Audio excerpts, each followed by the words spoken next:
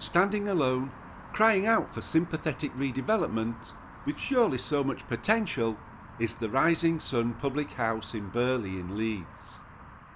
The pub closed in 2009. It was damaged by fire in 2013 and was flooded on Boxing Day in 2015, and yet it retains many original features. In its Grade 2 listing, it is described as a good example of a Victorian public house, built to serve the population of the housing surrounding it. The Rising Sun was designed by Leeds architect Thomas Winn and built in 1897 in the red brick which is synonymous with the city. The large arched windows provided a welcoming facade onto Kirkstall Road, one of the main roads heading into Leeds city centre. The interior includes mosaic floors, etched glass, panelled doors, glazed corridor partitions, fireplaces and mirrors. Opulent and well-lit interiors in public houses were a development of the earlier, more basic beer houses, in a way reflecting the success of gin palaces, which had been most popular in the mid-1800s. The building may stand alone today, but that certainly wasn't always the case. Once it was in the middle of hundreds of back-to-back and through terraced houses that spread right across Burley. This is a view in 1967, showing where Cardigan View and Cardigan Mount used to join Kirkstall Road, just across from the Rising Sun. Notice the loose dog. It was quite common to let your dog out at that time, like some might let their cat out today. Those houses and shops are long since gone. Their location is now a part of the Cardigan Fields Leisure Complex. The rear of the Rising Sun faced onto a street called Lilian Place. This photo shows the back entrances of some of the through terraced houses there. Just visible to the left is St Matthias Street. The front of these houses looked onto Lilian Street, the next row along in a total of 9 streets that ran back between Kirkstall Road and Burley Road. St Matthias Street is just visible at the end.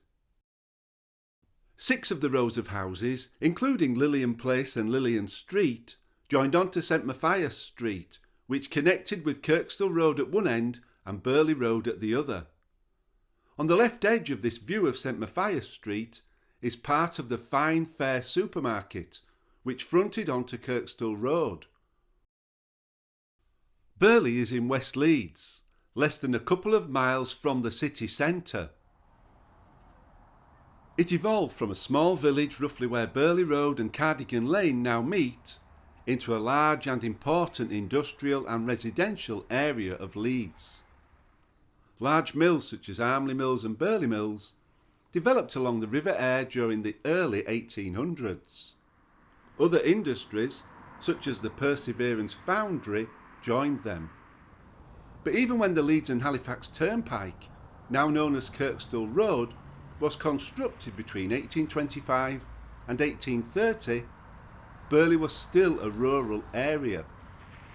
The original Cardigan Arms Inn, built on the turnpike to support passing travellers, was alone in open fields on either side of the road, though this soon changed. In 1849, the imposing Kirkstall Road Viaduct was built by engineer Thomas Granger for the Leeds and Thirsk Railway to carry the Harrogate line over Kirkstall Road, the River Aire and the Leeds and Liverpool Canal. The listed structure is still in use and has been a feature of Burley for over 175 years. In 1853, St Matthias Church was added to support the growing population of Burley. It was built in stone and was consecrated in 1854. Its recognisable spire is an important landmark in the area. Around the church and between the mills and factories, parcels of land were sold to numerous small building firms, and streets of terraced housing quickly spread across Burley and surrounding areas. The resident population increased dramatically. This is Amy Street, a back-to-back terrace just down from St Matthias Church, and just up from Lilian Place and Lilian Street. St Matthias Church was now surrounded by housing and a wealth of new parishioners. The north aisle and west porch were added in 1886 to increase its capacity. Viaduct Road, completed in 1882, not only improved accessibility to industries along the river, it provided better connection between Burley and Armley to the south. It still snakes under the arches of the railway viaduct and was constructed with thousands of red bricks. By the end of the Victorian period, Burley was an important suburb of Leeds, and the large population eagerly welcomed new shops and services to the area. In 1895, 2 years before the construction of the Rising Sun, Thomas Winn designed a new Cardigan Arms on Kirkstall Road. The old inn was demolished, replaced by a new pub, which boasted an impressive multi-room interior that is still present today.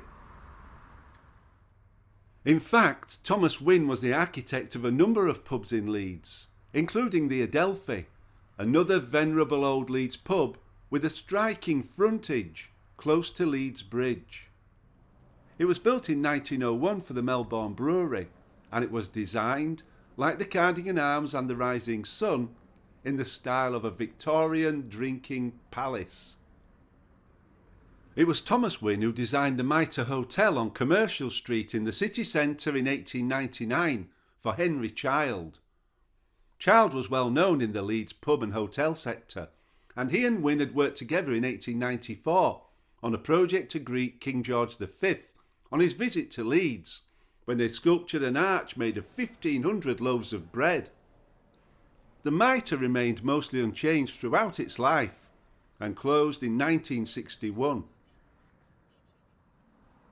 Henry Child's eldest son, Harry, announced plans to build the Cardigan Hotel on the edge of Burley at the corner of Queen's Road and Brudenell Road in the early years of the 1900s. Thomas Winn and Sons were called upon once again as architects. However, locals opposed the plans, and licence applications were refused. Child settled for the next best thing, converting the hotel into a private club, as registered clubs were allowed to sell alcohol to members. The Brudenell Road Social and Recreation Club opened in 1908. Within a few years, perhaps influenced by a new appetite for moving pictures, Harry Child decided to transform his club into a cinema, and he employed Thomas Winn to create a grand picture house, which meant demolishing everything but the basement. The end result was the Hyde Park Picture House, with its characterful facade, iconic terracotta lettering, white Bermontoff's pottery faience, Roman columns, and a decorative Dutch gable at the building's pinnacle. When it first opened in 1914, the auditorium could seat 520 in the stalls and 150 on the balcony, though the capacity is much less than that today. As a result, the Brudenell Social Club had to change location, and it moved further down Queen's Road to number 33. The wooden clubhouse opened on the 2nd of December 1913 and survived for many years, but after falling into disrepair, it was replaced in 1978 by the present brick building, which cost £160,000. Today, the Brudenell Social Club is a popular and much loved venue, hosting gigs and events on most days of the week. Sadly, as part of a wider citywide slum clearance programme, many streets of terraced housing in Burley were demolished, particularly in the 1970s. Communities were broken up, roads widened. Some new housing was built to replace the old, but many people had to leave the area. Deindustrialisation also had a tremendous impact, leaving vacant mills and factories. Burley struggled to cope with these changes. Cardigan Fields Leisure Complex was born out of several attempts to regenerate Burley and neighbouring Kirkstall, beginning in the 1980s. Houses and factories at the site were replaced by entertainment venues, eateries and a huge car park. The 9-screen Warner Cinema opened on the 17th of July 1998. Later it became known as the Warner Village, and in June 2006 it was acquired by the View chain and was rebranded. There are now a number of restaurants, and in addition to the cinema, activities at the complex include bowling and the Gravity Trampoline Park. The venue has remained popular.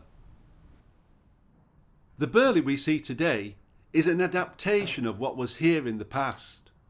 But look around and there are still reminders. Just along Kirkstall Road, a massive new accommodation development is underway, and new people will be moving into the area. Maybe it is an opportunity to make some use of the wonderful rising sun. We shall see. I hope you've enjoyed this look into aspects of Burley's history. I have a feeling I will be returning to offer some more insights into the background of this really interesting part of Leeds. Check out the other Leeds local history videos on this channel. Do subscribe, add a like and comment below. Thank you for watching.